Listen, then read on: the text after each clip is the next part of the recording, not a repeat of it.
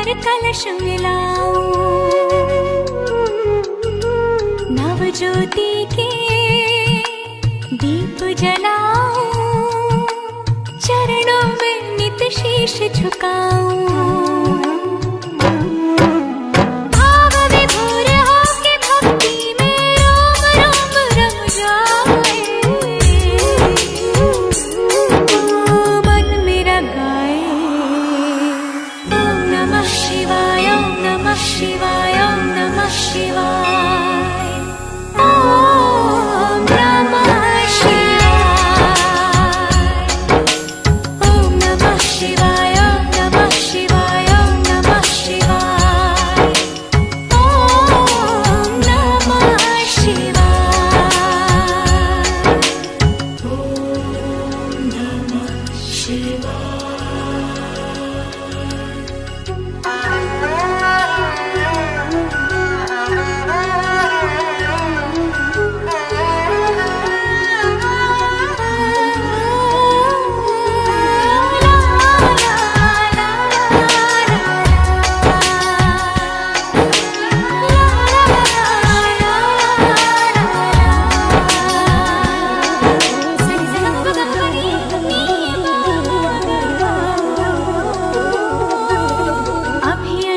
शंकर अविनाशी, मैं तेरे दर्शन की अभिलाषी, जन्मों से पूजा की प्यासी, मुझ पे करना कृपा जरा सी।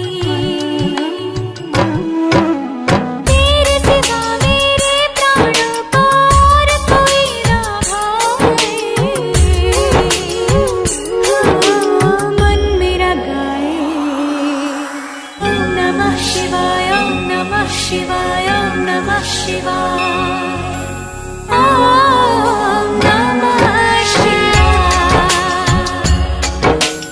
ओम नमः शिवाय, ओम नमः शिवाय, ओम नमः शिवाय, ओम नमः शिवाय, ओम नमः शिवाय, शिवाय,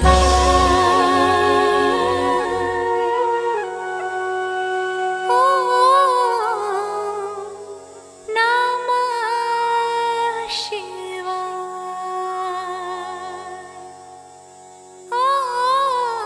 ओम नमः शिवाय, ओम नमः शिवाय, ओम नमः शिवाय, ओम नमः शिवाय, ओम नमः शिवाय।